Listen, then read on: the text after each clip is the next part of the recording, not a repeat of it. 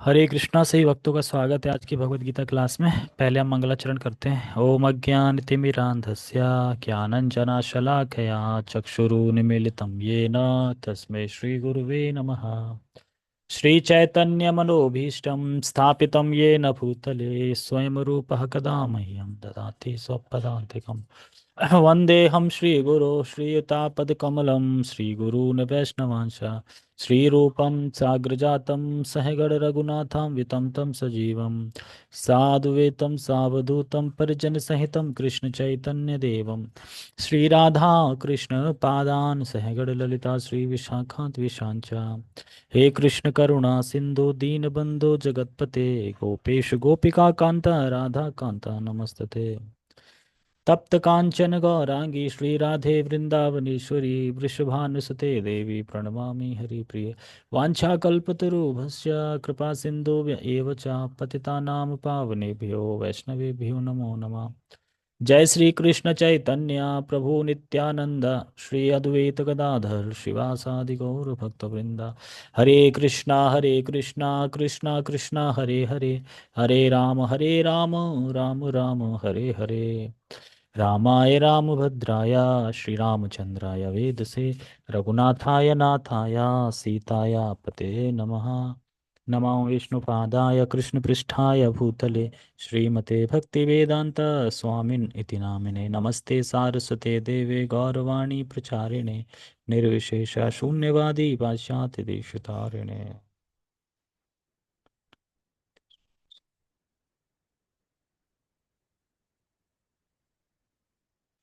हरे कृष्णा। तो आप सभी भक्तों का स्वागत है आज की भगवत गीता क्लास में। और हम भगवत गीता यथारूप अध्याय 2 को पढ़ रहे हैं और श्लोक क्रमांक 60 को हमने पढ़ा था पिछली क्लास में, जिसमें हमने सुना था यतो ही अपि कौन्तेय पुरुषस्य विपश्चिता। जो विपश्चित लोग हैं यानी जो ज्ञानवान हैं, तो ऐसे व्यक्ति की इंद्रियां भी, क्योंकि इंद्रियां इतनी पागल होती हैं कि उनको मन को हर लेती हैं। यानी इंद्रियां इतनी डकैतों की तरह उनको हर लेती हैं, उनको अपनी तरफ खींच लेती हैं। विपश्चिता, विपश्चित मतलब कि आ, जो विवेक से पूर्ण है, जो जानता है अच्छा क्या है बुरा क्या है, ज्ञानवान है, जो प्रयत्नशील कर रहा है आगे बढ़ने के लिए, उसकी इंद्रियों को भी ये, जो उनके मन को भी ये इंद्रियां हर लेती हैं। इंद्रियाणी प्रमाथीनी हरंती प्रसभम मना। तो अब ने जो अर्जुन ने भगवान से 4 प्रश्न पूछे थे कि स्थित प्रज्ञ व्यक्ति के लक्षण क्या हैं, वो कैसे बैठता है, कैसे चलता है और कैसे बोलता है। तो बोलता है वो तो हो गया। अब बैठता है वही क्वेश्चन अभी तक चल रहा है कि किस तरीके से बैठता है। तो बैठने को ही यहाँ पे बार बार बताया जा रहा है। तो लेकिन जो अच्छे से प्रयास कर रहा है उसकी इंद्रियां भी उनके मन को हर लेती हैं, ऐसा बताया। तो आज के श्लोक में बताएंगे कि किस प्रकार से हमें इंद्रियों को संयमित तो करना ही है, लेकिन सिर्फ संयमित करने से नहीं होगा, क्योंकि संयमित करेंगे तो वो इंद्रियां मन को हर लेगी। तो क्या करना है, साथ में आपको भगवान की सेवा भी करनी पड़ेगी, भगवान के शरणागत होना पड़ेगा। इसीलिए आज के श्लोक में खासकर एक शब्द है मत परहा। ये श्लोक आपको दिख रहा है, मत परहा शब्द दिख रहा है, जो ये मैन है। मत परा मतलब कि मत परा मतलब कि जो मेरी शरण में आ गया है और जो पूर्ण रूपे मेरी शरण में आ गया है। और मत परा मतलब जो मेरी सेवा में ही लगा है, मेरे ही गुणगान में लगा है, मेरे अलावा कुछ नहीं सोचता है, ऐसे व्यक्ति को ही स्थित प्रज्ञ व्यक्ति कहा जाएगा। नहीं तो होगा क्या, पहले वाले श्लोक का अप्लाई हो जाएगा। अगर आप मतपरा नहीं है और जिसकी इंद्रियां भगवान में नहीं लगी हैं, तो वो इंद्रियां क्या करेंगी, आपके मन को हर लेंगी, कुछ गलत कार्य कराने के लिए हर लेंगी आपके मन को। ठीक है। तो हम पहले श्लोक पढ़ते हैं, फिर इसको समझने का प्रयास करते हैं। ठीक है। भगवत गीता यथारूप अध्याय 2 श्लोक क्रमांक 61। तानि सर्वाणि संयम्य युक्त आसीत मत्परः वशे हि यस्येन्द्रियाणि तस्य प्रज्ञा प्रतिष्ठिता। तानि सर्वाणि संयम्य तानि सर्वाणि संयम्य युक्त आसीत मत्परा वशे हि यस्य इन्द्रियाणि तस्य प्रज्ञा प्रतिष्ठिता।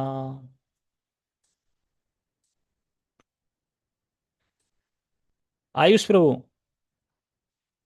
श्लोक का उच्चारण करो एक बार।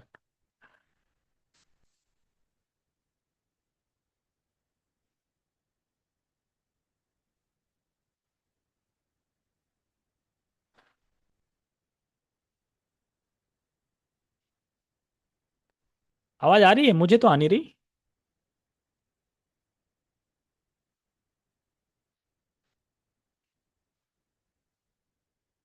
अभिषेक प्रभु आप बोलना, मैं ये चेक कर रहा हूँ आवाज आ रही है कि नहीं आ रही आप लोगों की। हरे कृष्णा। हाँ आ रही है। आयुष प्रभु आप बोलना अब। हरे कृष्णा। हाँ आ रही है। फिर चली गई। अरे हाँ नहीं सही आ से रही नहीं है। आ रही। सही से नहीं आ रही है। हरे कृष्णा। माइक। माइक खराब है शायद। अच्छा माइक खराब है। कोई नहीं कोई नहीं, ठीक है। तो तानि सर्वाणि संयम संयम युक्त आसीत मत्परा वशे ही यस्येन्द्रियाणि तस्य प्रज्ञा प्रतिष्ठिता। ये श्लोक है भगवत गीता के अध्याय 2 का, और श्लोक क्रमांक ये 61 है। इसमें भगवान और आगे बता रहे हैं कि वह कैसे बैठता है। किम आसीत, किम आसीत का मतलब होता है वह कैसे बैठता है। ये क्वेश्चन था अर्जुन का, जिसपे अभी तक जवाब चल रहा है, और इस पूरे अध्याय में जवाब ही चलेगा। अभी तो एक चीज और रहेगी ना, कैसे बोलता है, कैसे बैठता है, कैसे चलता है। यानी चलने का भी और रह गया कि चलता कैसे है वो, है ना, स्थित प्रज्ञ व्यक्ति कैसे चलता है। ये भी अभी आएगा बाद में। तो हम पहले इनका मीनिंग का, इन शब्दों का मीनिंग समझते हैं। तानि सर्वाणि संयम्य युक्त आसीत मत्परा। यानी तानि सर्वाणि, तानि सर्वाणि मतलब उन सारी इंद्रियों को, तानि सर्वाणि मतलब उन सारी इंद्रियों को संयमित करते हुए। तानि सर्वाणि संयम, संयम मतलब संयमित करते हुए क्या करता है, तो करता है युक्त आसीत मत्परा। यानी जो लगा हुआ है, किस में लगा हुआ है, भौतिक भोगों में नहीं, जो लगा हुआ है भगवान की सेवा। मत परहा, मत परहा मतलब जो मेरी सेवा में लगा है। भगवान कह रहे हैं मत परहा, मेरी सेवा में लगा हुआ है। यानी केवल इंद्रियों को अगर आप स्वतंत्र रूप से संयमित करने वाला भी व्यक्ति स्थित प्रज्ञ व्यक्ति नहीं है। अगर कोई मान लो इंद्रियों को संयम कर रहा है, अच्छे से इंद्रियों को संयम कर रहा है, तो वो स्थित प्रज्ञ नहीं माना जाए। क्यों? क्योंकि वो भगवान की सेवा में नहीं लगा है, वो मत परा नहीं है। तो शिला प्रभुपाद जी आज इसी श्लोक में तात्पर्य में बताएंगे कि मतपरा व्यक्ति कौन है, जिससे आप ये कनेक्ट कर पाओगे कि एक्चुअली अच्छा मतपरा व्यक्ति इस व्यक्ति को बोलते हैं। आप समझ पाओगे, क्योंकि मैं बार बार बोल रहा हूं मतपरा मतपरा मतपरा, तो आप समझ नहीं पाएंगे कि मतपरा का मतलब क्या है। तो मतपरा का मतलब कौन भक्त होता है, कौन भक्त है जो मतपरा है। तो उसी भक्त का एक एग्जाम्पल दिया जाएगा आज के श्लोक में कि मतपरा ये भक्त होता है। तो युक्त आसीता मतपरा, यानी अगर कोई स्वतंत्र रूप से अपनी इंद्रिय संयमित कर रहा है तो वो स्थित प्रज्ञ नहीं है। उसकी इंद्रियां भगवान की सेवा में लगी होनी चाहिए। यह बात यहाँ पे समझाई जा रही है कि अगर कोई स्वतंत्र रूप से, यानी अपनी इच्छा से, अपने अकॉर्डिंगली, अपनी ताकत से, कछुए की तरह, क्योंकि कछुआ क्या करता है, अपने हिसाब से जब चाहे तब इंद्रियों को अंदर कर लेता है, अपनी इंद्रियों को। तो इसी प्रकार से अगर कोई व्यक्ति जब चाहे तब अपनी इंद्रियों को सीमित कर रहा है, लेकिन वो चलेगा नहीं ज़्यादा दिन तक। क्यों? क्योंकि वो भगवान की सेवा में नहीं लगा है। जब तक हम भगवान की सेवा में नहीं लगेंगे हम चले नहीं पाएंगे। इसीलिए कह रहे हैं वशे ही यस्य इंद्रियाणि तस्य प्रज्ञा प्रतिष्ठिता। उसकी प्रज्ञा कब प्रतिष्ठित है? इस प्रकार से अगर कोई व्यक्ति अपनी सभी इंद्रियों को वश में कर लेता है भगवान की सेवा करके, तो उसकी प्रज्ञा प्रतिष्ठित है, मतलब वह स्थित प्रज्ञ है, वह समाधि में है। ऐसा समझ सकते हैं। ये श्लोक समझ में आया आप लोगों को? अभिषेक प्रभु मुंडी हिला के बताओ, कुछ समझ में आया? कोई लाइन कुछ समझ में नहीं आया? आयुष प्रभु आपको कुछ समझ में आया? श्लोक आया समझ में? आ गया। अभिषेक प्रभु आपको क्यों नहीं आया? तानि सर्वाणि संयम, अरे भाई जिसकी सारी इंद्रियां संयमित, जो अपनी सारी इंद्रियों को संयमित कर रहा है और लगा हुआ है, संयमित करते हुए कहाँ लगा है? भगवान की सेवा में लगा है। तो वही व्यक्ति अपनी इंद्रियों को वश में कर सकता है। ऐसा व्यक्ति स्थित प्रज्ञ व्यक्ति है। बस इतना बोला जा रहा है। यानी इस श्लोक में सिर्फ ये समझाया जा रहा है कि जो भगवान की सेवा में लगा है वही अपनी इंद्रियों को संयमित कर पाएगा, क्योंकि भगवान की सेवा में उसने अपनी इंद्रियों को लगा दिया है। क्योंकि अगर भगवान की सेवा में इंद्रियों को नहीं लगाओगे तो कहीं और लगा दोगे, तो फिर आप संयमित नहीं कर पाओगे।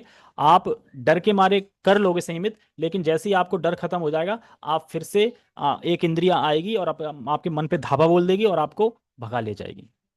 ये चीज समझाई जा रही है। हम अनुवाद पढ़ते हैं। टेक्स्ट। जो इंद्रियों को पूर्णतया वश में रखते हुए इंद्रिय संयमन करता है और अपनी चेतना को मुझ में स्थिर कर देता है, वह मनुष्य स्थिर बुद्धि कहलाता है। क्या कह रहे हैं? यहाँ पे कह रहे हैं कि जो इंद्रियों को पूर्णतया वश में रखते हुए इंद्रिय संयमन करता है और अपनी चेतना को मुझ में स्थिर कर देता है, वह मनुष्य स्थिर बुद्धि कहलाता है। ऊपर बैठ जाओ, ओढ़ के बैठ जाओ इसी को। तो इंद्रियों को पूर्णतया वश में रखते हुए, अब मान लो कोई व्यक्ति कह रहे भाई पूर्ण रूप से हम वश में कैसे कर सकते हैं अपनी इंद्रियों को, इंद्रियां तो पता नहीं कहाँ कहाँ चली जाती हैं, बड़ा मुश्किल है, ये तो भाग जाती हैं, कैसे करें? तो क्या जवाब दोगे आप? तो यहाँ यही बता रहे हैं कि जो अपनी चेतना को मुझ में स्थिर कर देता है, यानी मत परा। देखो, पहली लाइन में अगर कोई एक्सक्यूज दे सकता है, पहली लाइन में कोई एक्सक्यूज दे सकता है इसमें, यहाँ पे यहाँ तक कि मैं इंद्रियों को पूर्णतः वश में कैसे रख सकता हूँ, मैं तो कर ही नहीं पाऊंगा, मैं तो अयोग्य हूँ, इंद्रियां तो भाग जाती हैं, भाई हमसे नहीं होगा, हम नहीं कर सकते। तो कब कर पाएंगे? अपनी चेतना को जो मुझ में स्थिर कर देता है, भगवान कह रहे हैं कि जो अपनी चेतना को, अपने मन को मुझ में स्थिर कर देता है, मेरी सेवा में लगा देता है अपनी सारी इंद्रियों को, ऐसा मनुष्य फिर स्थिर बुद्धि कहलाता है। तो इंद्रियों से भागना नहीं चाहिए, इंद्रियों को भगवान की सेवा में लगा देना चाहिए। ये हमको समझना है इसमें, कि इंद्रियों से हम भाग नहीं सकते। कि आप सोचो कि इससे अच्छा है मैं कोई कार्य ही नहीं करता हूँ, मैं आराम से बैठ जाता हूँ, मैं कुछ नहीं करूंगा। नहीं, ये भागना हुआ। भागना नहीं है, हमें हमें इंद्रियों से संघर्ष करना है और अपनी इंद्रियों को मोड़ के भगवान की सेवा में लगाना है। तो फिर ठीक है सब। तो भगवान यहाँ पे यही स्टोरी चल रही है कि भगवान स्थित प्रज्ञ व्यक्ति के लक्षण के बारे में बता रहे हैं। कछुए का एग्जाम्पल दिया, फिर उसके बाद दृष्टांत दिया कि परम दृष्टवा निवर्तन्ते, वो व्यक्ति ठीक है जो भगवान के लिए अपनी इंद्रिय संयम करने का प्रयास कर रहा है। फिर एग्जाम्पल दिया है कि जो इंद्रियां हैं वो मन को किडनैप कर लेती हैं। तो बड़े बड़े ऋषि, बड़े बड़े ध्यानी, बड़े बड़े तपी लोग, ये भी लोग इंद्रियों के शिकार बन जाते हैं, मन के शिकार बन जाते हैं। और फिर लास्ट में भगवान ने बताया कि युक्त आसीत मत परा, जैसे श्लोक में बता रहा है कि सभी इंद्रियों को संयमित करो, प्लस भगवान की सेवा में लगे रहो और मेरी शरण ग्रहण करो। तो ये मतलब है मत परा का, यानी मेरे परायण बनो, तभी आप स्थित प्रज्ञ व्यक्ति हो पाओगे, यानी तभी आप इंद्रियां सीमित कर पाओगे, नहीं तो तब तक नहीं कर पाओगे। क्योंकि बिना हम भगवान की सेवा करें इंद्रियों को सीमित नहीं कर सकते। आप कोई एग्जाम्पल बता दो कि जिसने भगवान की सेवा नहीं की हो और इंद्रियों को सीमित कर लिया हो। जैसे कि दुर्वासा मुनि, क्या उनकी इंद्रिय सीमित थी? नहीं थी, क्रोध में आ गए थे वो। और अमरीश महाराज की इंद्रिय सीमित थी उनकी सीमित, क्यों? भगवान की सेवा में लगे थे। तो मैनी मैनी एग्जाम्पल हैं, ध्रुव महाराज, प्रहलाद महाराज, सबकी इंद्रिय सीमित थी, क्यों? क्योंकि भगवान की सेवा में लगे थे। और जब तक आप भगवान की सेवा में नहीं लगोगे तब तक आपकी इंद्रिय सीमित नहीं हो पाएंगी। तो और जब मतपरा मतलब परायण, मतलब जो भगवान के परायण हो जाता है, अपने आप को भगवान को दे देता है, उसको बोलते हैं मतपरा। तो ऐसे व्यक्ति जो अपने आप को भगवान की सेवा में लगा देते हैं, ऐसे व्यक्ति अपने इंद्रियों को संयम कर लेते हैं, वो भी आसानी से। क्योंकि इंद्रियों को संयम करने का और कोई उपाय नहीं है, ये यहाँ पे बता रहे हैं। जैसे दुर्वासा मुनि महान योगी, तपस्वी थे, जैसे ही किसी को देखते थे, देखते ही उसे श्राप दे देते थे। एक बार क्या हुआ कि दुर्वासा मुनि गए कुंती महारानी के माता के पास, अतिथि बन गए। तो कुंती की जो माता थी वो सोचती हैं कि मैं क्या करूं, किसको ये काम सौंपूं, क्योंकि ये बड़ा भड़कीले ऋषि हैं। तुरंत गुस्सा हो जाते हैं और गुस्सा ढूंढते ही रहते हैं, कहाँ कहीं नुक्सा मिले और मैं तुरंत श्राप दे दूं। तो कुंती महारानी बोला कि मैं सेवा करूंगी, और कुंती महारानी ने ऐसी सेवा करी उनकी, ऐसी सेवा करी उनकी, वो जितने दिन भी रहे अतिथि बन के, ढूंढते रहे कि कहीं मुझे सुराग मिल जाए, कहीं ऐसा मिल जाए कि जिसमें कमी दिख जाए कि ये कमी हो गई है। उन्हें कहीं भी कमी नहीं दिखी। और उसके बाद वो प्रसन्न हो गए, वो कह रहा है मुझे कहीं कमी नहीं दिखी, इतनी अच्छी सेवा करी, मैं वरदान देना चाहता हूँ। तो वो त्रिकाल थे, मतलब आगे भविष्य देख सकते थे। और आगे उन्होंने भविष्य देखा कि आगे कुंती महारानी को पुत्र प्राप्ति में बहुत संघर्ष करना पड़ेगा, पुत्र प्राप्ति में दिक्कत होगी। तो उन्होंने वरदान दे दिया कि आप जिस देवता का आह्वान करोगी उस देवता के पुत्र को आप प्राप्त कर लोगी। तो आगे आया भी। तो यानी दुर्वासा मुनि जानते थे कि महाभारत युद्ध होगा आगे और इन सब की जरूरत पड़ेगी, ये सब चीज जानते थे दुर्वासा मुनि। तो उनको बोलते हैं स्थित प्रज्ञ, बहुत स्थित प्रज्ञ थे वो। क्योंकि महान तपस्वी थे। और अम्बरीश महाराज, वो भी भगवान के भक्त थे। तो कहते हैं ना कि एक राजा और एक ब्रह्म ऋषि, मतलब कि दुर्वासा मुनि। तो दुर्वासा मुनि अपने आप को बहुत गर्व महसूस कर रहे थे, अरे ये राजा क्या है, ये तो छत्री है, ये तो राजा है, ये क्या कर सकता है, ये तो संतान उत्पन्न कर रहा है, ये तो भोग में लिप्त है, मैं देखो अखंड ब्रह्मचारी हूँ, ये हूँ। ऐसा बहुत अपने आप पे गर्व कर रहे थे। और पानी पी लिया मुझे बिना पूछे, तो क्रोध आ गया उनको, पानी कैसे पी लिया बिना पूछे मुझे। तो पानी के ऊपर ही क्रोध आ गया, और क्रोध करके क्या है, एक असुर को छोड़ते हैं शक्ति से, कि जाओ उसको खत्म कर दो उनको। लेकिन तुरंत सुदर्शन चक्र आता है और अमरीश महाराज की रक्षा करता है और उन्हीं के पीछे लग जाता है। यानी दुर्वासा मुनि अपनी इंद्रियों को कंट्रोल नहीं कर पाए, और अमरीश महाराज अपनी इंद्रियों को संयमित कर पाए। इसीलिए कहते हैं कि अमरीश महाराज ने हरा दिया किसको, दुर्वासा मुनि को। कोई फाइट थोड़ी हुई थी जो हरा दिया, फाइट नहीं, यहाँ पे बात चल रही है संयमित की, इंद्रिया संयमित करके मतलब हरा दिया, उनने कर नहीं पाई और अमरीश महाराज ने कर दी, तो इस तरीके से हरा दिया उनको। तो अमरीश महाराज की सभी इंद्रियां भगवान की सेवा में लगी थी। तो जो भगवान चाहते हैं वही करना हमारे लिए परफेक्ट है। समझ में आ रहा है? जो भगवान चाहते हैं अगर हम वो करेंगे तो वही हमारे लिए अच्छा है, वही हमारे लिए परफेक्ट है। अगर हम अपनी मर्जी से कुछ और करेंगे तो वो हमारे लिए परफेक्ट नहीं है। हो सकता है कि आपको परफेक्ट लगे, जैसे कि अध्याय 2 में ही अ, अर्जुन बोलते हैं भगवान से, यत् श्रेयस्या निश्चितम ब्रूहि तन्मे शिष्यस्ते हम शादी माम त्वं प्रपन्नम। यत् श्रेय, जो मेरे लिए श्रेष्ठकर है, जो मेरे लिए अच्छा है, वो मुझे बताइए। क्यों? क्योंकि मैं अब समझ नहीं पा रहा हूं, मैं अब अपनी कृपण दुर्बलता के कारण समझ नहीं पा रहा हूं कि मुझे क्या करना चाहिए, मुझे क्या नहीं करना चाहिए। मैं सब कुछ भूल गया हूं। आप मुझे बताइए जो मेरे लिए सही हो वो मुझे बताइए। क्यों बताऊं? क्योंकि अब मैं आपका शिष्य हूं और आपके शरणागत हूं। कृपया मुझे उपदेश दीजिए। ये भगवान को फुल सरेंडर हो जाते हैं, तो भगवान फिर मुस्कुराते हैं और गुरु की पोजीशन में आ जाते हैं। और फिर वो बताएंगे जो अर्जुन के लिए सही है, वो नहीं बताएंगे जो अर्जुन को अच्छा लग रहा है। अर्जुन को तो अच्छा ये लग रहा था कि काश भगवान बोल दे हाँ ठीक है, युद्ध छोड़ दो, भिक्षाटन करने चले जाओ। अर्जुन को तो ये अच्छा लग रहा था ना कानों को। लेकिन भगवान कह रहे हैं कि नहीं, जो आपको अच्छा लग रहा है मैं वो नहीं बताऊंगा, जो आपके लिए अच्छा है मैं वो बताऊंगा। तो इसीलिए जो भगवान चाहते हैं वो हमें करना चाहिए। इसी को मत पर कहते हैं। मत पर शब्द ही इसमें सार्थक है, और मत पर शब्द ही पूरे श्लोक में है। मत पर मतलब भगवान के शरणागत, भगवान के लिए कार्य करना, भगवान की सेवा करना। मत परहा, मत परा मतलब मेरे लिए, मेरे परायण, मेरे लिए। ये चीज यहाँ बताई जा रही है। अगर अपनी इंद्रिय अगर भगवान की सेवा में अगर आप नहीं लगाते हैं तो आप स्थित प्रज्ञ नहीं बन पाओगे। तो मपतरा शब्द से मतलब मेरे भक्त बनो, मेरी सेवा करो, मुझ में अपनी इंद्रियां लगाओ। आगे हम तात्पर्य पढ़ते हैं शिला प्रभुपाद जी का। ऊपर चला, ठीक है। परपट बाय शिला प्रभुपाद। इस श्लोक में बताया गया है कि योग सिद्धि की चरम अनुभूति कृष्ण भावनामृत ही है। तो ये शिला प्रभुपाद जी पहली लाइन में सीधा मतपरा शब्द को उठा रहे हैं। मतलब कि जीव भगवान की सेवा में लगेगा, भक्ति करेगा, तभी उसे भगवान का साक्षात्कार होगा।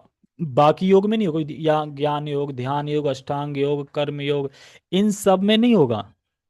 भक्ति योग में होगा, यानी भगवान की सेवा करेंगे तो होगा पूर्ण रूपेण, मतलब पूर्ण अनुभूति हो जाएगी।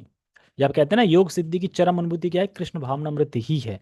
यानी हम बहुत सारे योग करते हैं, व्यायाम प्राणायाम, तो इससे कोई भक्ति थोड़ी मिल रही है, कृष्ण भावनामृत थोड़ी मिल रहा है।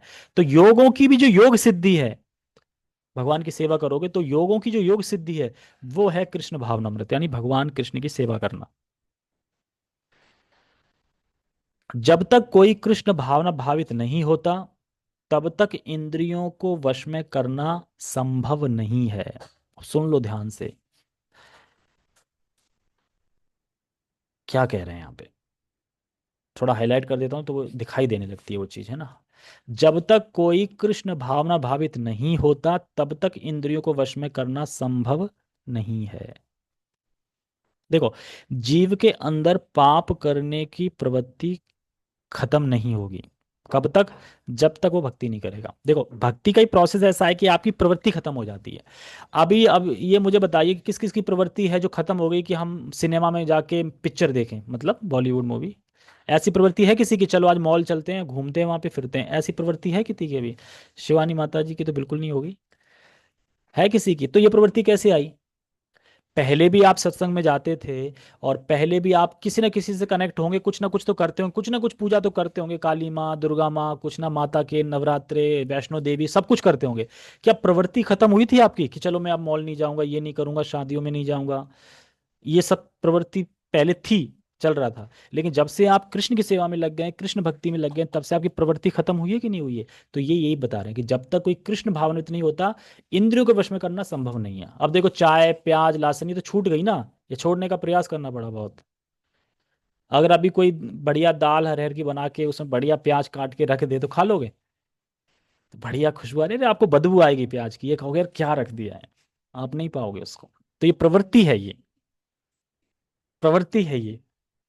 मुझे कोई प्याज से दुश्मनी नहीं है, लेकिन प्याज भगवान ने मना किया है क्योंकि वो असुरों की उससे आई है, मतलब उसका जो बीज है वो असुर है, इस वजह से उससे असुरापन बढ़ता है।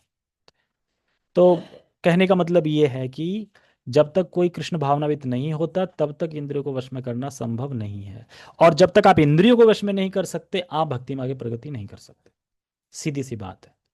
तो इंद्रियां तो वश में करनी पड़ेंगी। कैसे? जब आप कृष्ण भावनावित होगे, तभी हो पाएगा। देखो सीधी सी बात है, अगर आप प्रसाद खा रहे हो तो आप अब बिना ऑफर का नहीं खा रहे हो।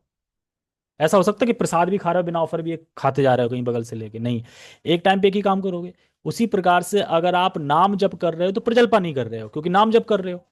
तो ऐसे ही जब भक्ति के कार्य करते जाओगे तो इंद्रिय संभव है फिर कर, अगर नहीं करोगे तो इंद्रिया कभी भी संभव नहीं हो पाएंगी, इंद्रियों को संयम करना। ठीक है, आगे पढ़ते हैं। भगवान ने क्या? कब खाई भगवान ने? भगवान, भोजन तो बिना प्याज के भंडारे में काय की बनती सब्जी? प्याज लहसुन से बनती है। क्यों? वही तो पूछ रहा हूँ, क्यों बनती है?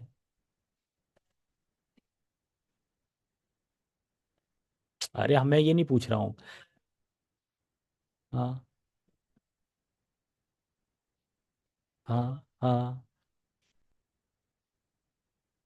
प्याज लहसुन? तो मैंने कब बोला शाकाहारी में आती है? हाँ, हाँ, नहीं खाना चाहिए, क्योंकि भगवान नहीं खाते ना, इसलिए नहीं खाना चाहिए। अब आप भगवान को अपनी जबरदस्ती खिला रहे हो, वो खा रहे हैं क्या भगवान?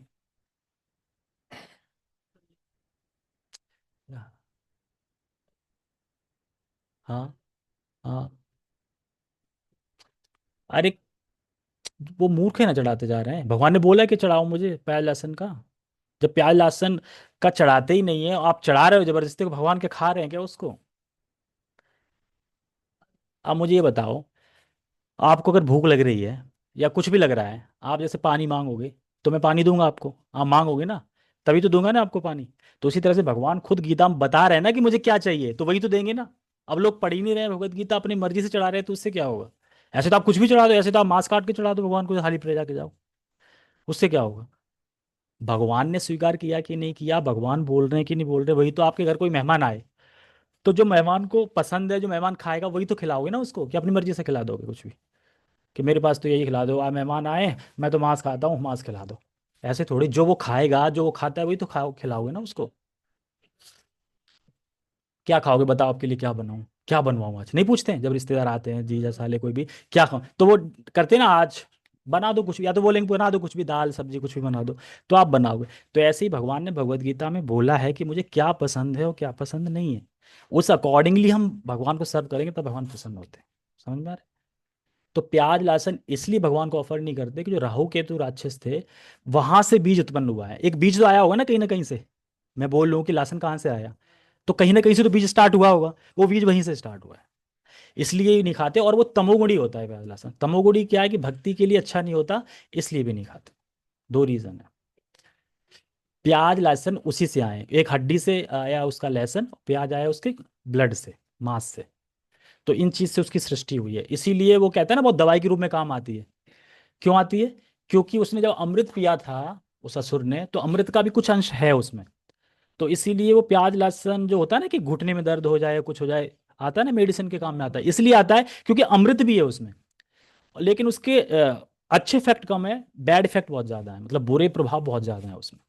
तो जो इंसान भक्ति कर रहा है, आगे सतोगुणी बनना चाह रहा है, अच्छा इंसान बनना चाह रहा है, प्याज खाएगा तो वो बन नहीं पाएगा। मतलब ये नहीं कहा जा रहा है कि जो प्याज खा रहा है वो भगवान को प्राप्त नहीं कर सकता, लेकिन वो उस रास्ते में बढ़ नहीं पाएगा, क्योंकि प्याज तमोगुण बढ़ाती है। साइंटिफिक रीजन है। साइंटिफिक रीजन है कि प्याज लहसुन क्यों नहीं खाना चाहिए, साइंटिफिक रीजन भी है और शास्त्र में भी है, दोनों चीजों में। इसलिए अब इस्कॉन में कितनी साल, 1970 से इस्कॉन चल रहा है। 1970 से प्याज लहसुन तो बनता नहीं इस्कॉन में। तो क्या वहां के ब्रह्मचारी सूखे हैं बिल्कुल? देख के आओ कैसे हट्टे कट्टे हैं, तो वो तो नहीं खा रहे प्याज लहसुन। तो कैसे हट्टे कट्टे हैं? हम नहीं खा रहे, पाँच कुछ 3-4 साल तो हमें ही हो गए। तो हमें क्या कुछ मतलब कि कमी दिख रही है आपको किसी भी चीज़ की? फिर या आपको टेस्ट नहीं लगता सब्जी में? आओ इस्कॉन में खा के आओ प्रसाद।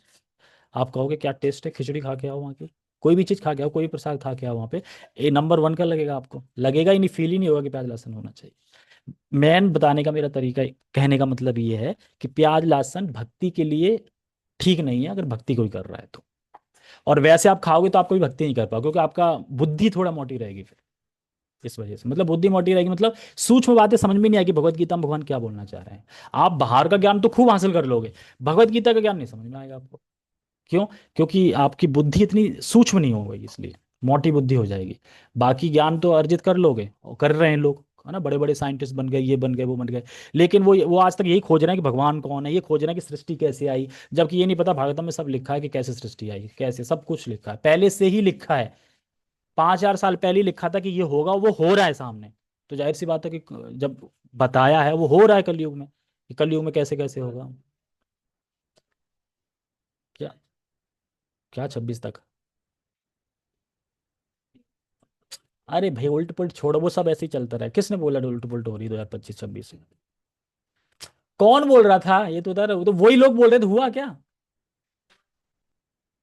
विज्ञान वाले तो कुछ बोलते रहेंगे, लेकिन शास्त्र में लिखा है कि कब कब होगी महाप्रलय, सब लिखा है, कल की भगवान आएंगे, लास्ट में होगी, अभी कुछ नहीं होगा, बस पाप बढ़ता जाएगा। 10,000 साल तक तो पाप भी ज्यादा नहीं बढ़ेगा, 10,000 साल तक तो इस्कॉन रहेगा। और जब तक इस्कॉन रहेगा तब तक इतना पाप नहीं बढ़ेगा, इस्कॉन खत्म होते ही आप देखना क्या पाप होगा।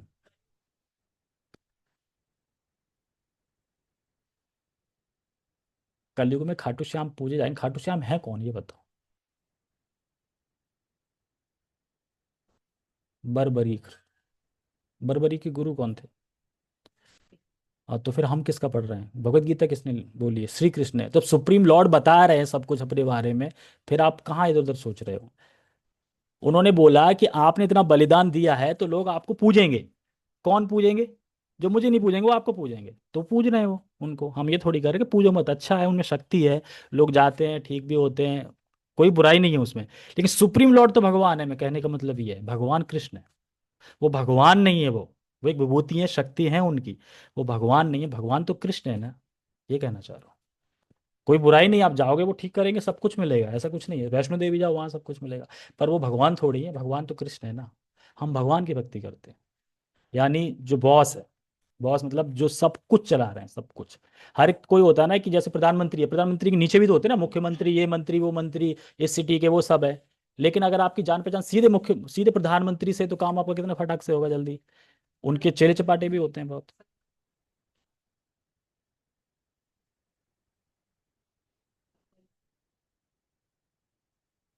कैसे? कौन से शास्त्र से पढ़ के बता रहे हैं एक रूप है? कौन से शास्त्र का नाम बताओ, कौन सा शास्त्र पढ़ा तुमने जिसमें ये लिखा है? सुन रहे लो, बताओ ना शास्त्र का नाम। ऐसे तो मैं भी कुछ भी बोल दूं, ये है, ये वो है, ये वो है, तो कैसे? मोबाइल में तो कोई भी कुछ भी बोल सकता है ना। मैं ही बता रहा हूँ शास्त्र में कहाँ लिखा है, मोबाइल में तो कोई भी, मोबाइल में तो मैं भी बोल दूं कुछ भी यहाँ पे, और तुमने कहीं सुन लिया, तो ऐसे सुनने से क्या होता है? कोई कुछ भी बोल सकता है, मोबाइल तो एक ऐसी चीज है, तुम कुछ बोल के डाल दो, तो क्या वो सच है? मैं बोल के डाल दूं कि देखो भाई ये ऐसे है, तो क्या वो सच है? क्या सच तो तब प्रूफ होगा ना जब वो शास्त्र में लिखा है अपने में। शास्त्र से अकॉर्डिंगली तो प्रूफ करेंगे ना उस चीज को, कि अपनी मर्जी से कर लेंगे। मैं बोल दूं यूट्यूब पे कि दो दो पांच होते हैं, अब तुम सुन लो, तो तुम ये बोलोगे देखो दो दो पांच होते हैं, मैंने तो यूट्यूब पे सुना है। तो सही है कि गलत है? गलत है ना। तो ऐसे ही अगर कोई कुछ बोल रहा है तो आप क्रॉस कनेक्शन करो ना, कि शास्त्र खोल के उसमें लिखा है कि ऐसे ही बोल रहा है कोई, या फिर आपने जहां से सुना है वो प्रमाणिक है कि नहीं है, कि ऐसे ही बोल रहा है। ठीक है, बाकी आपके क्वेश्चन आंसर में भगवत गीता कर लूँ पूरी। ठीक है, फिर बैठेंगे आराम से, टेंशन मत लो।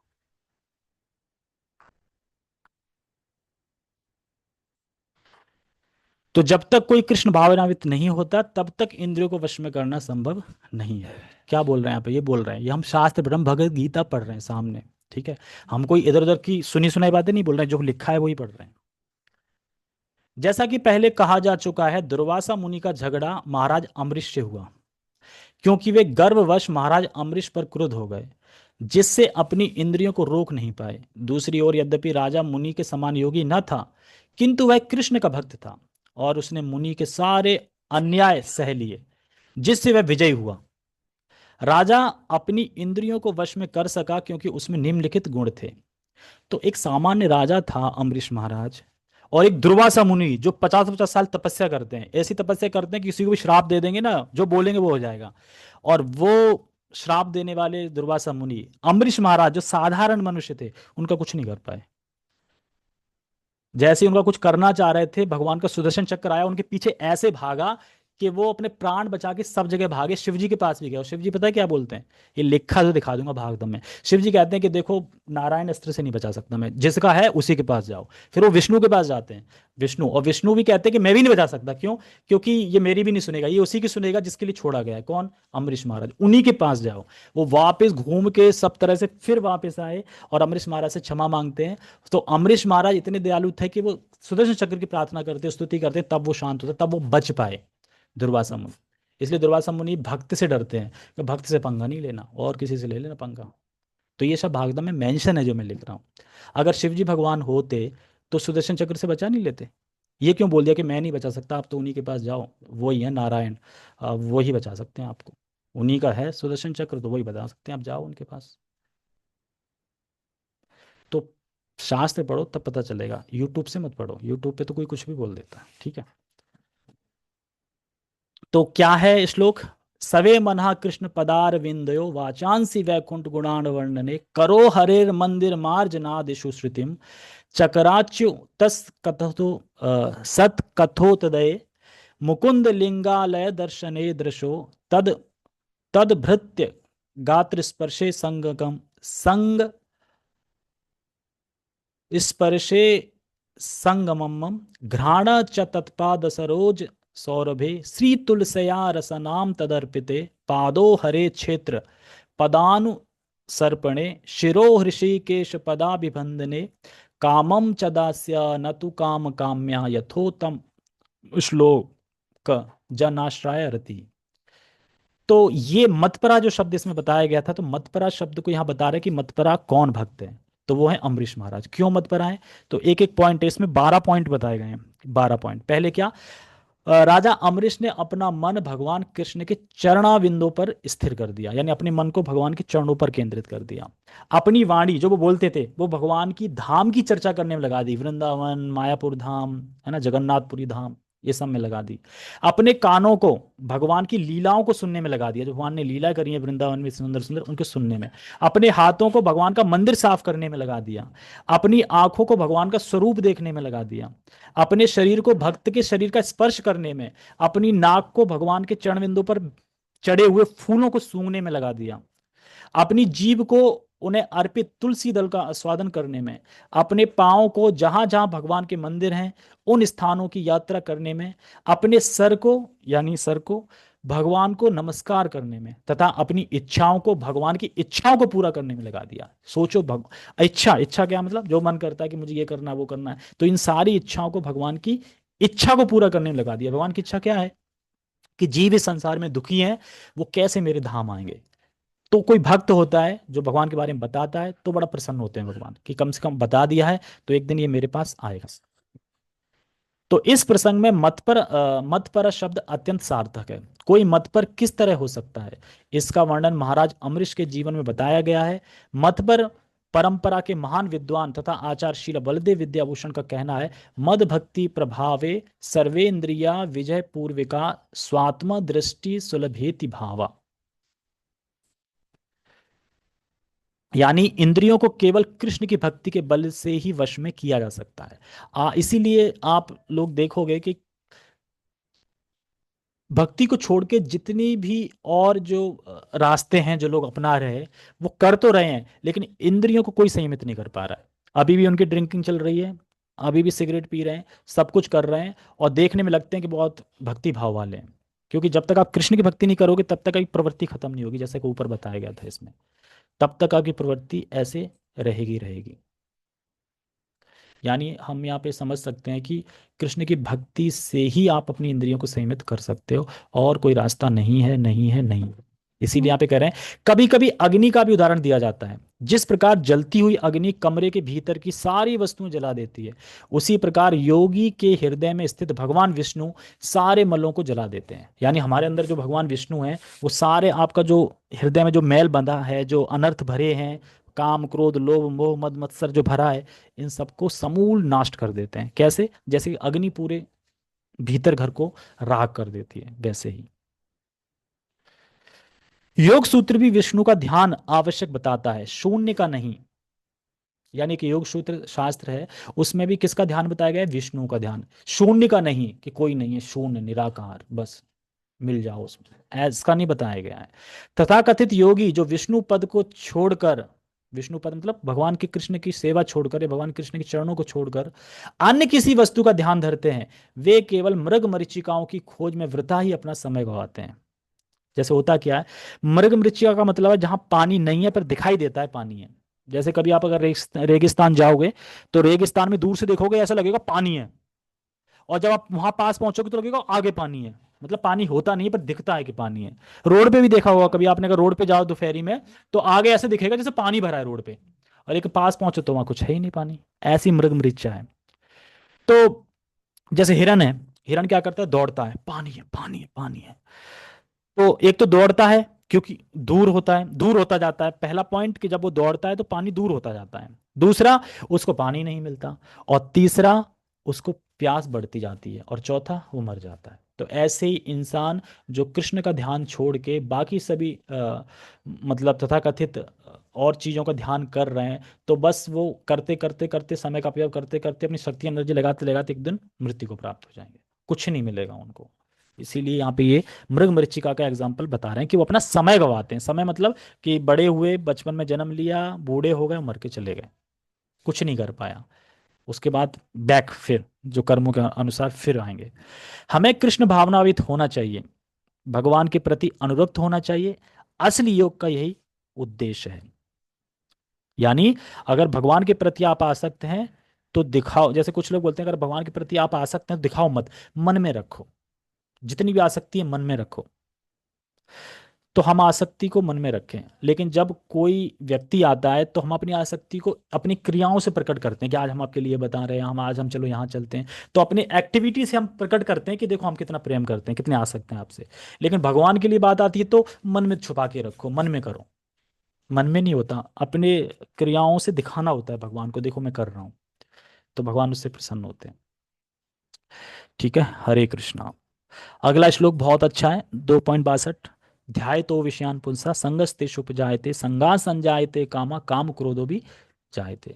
तो इसको हम कल ही पढ़ेंगे कि इंद्रिय विषयों का मतलब कि जो लोग मत परा हैं उनका बता रहे हैं। अब वो लोग जो अपने इंद्रियों को वश में नहीं कर रहे हैं, तो उनके संग क्या होगा, उनकी आसक्ति कहाँ जाएगी, उसके बारे में कल के श्लोक में बताएंगे। ठीक है, हरे कृष्णा। जगत गुरु शिल प्रभुपाद की जय। श्रीमद् भगवद गीता की जय। निताय निताय गौर प्रेमानंदे। हरि हरि बोल। हरे कृष्णा।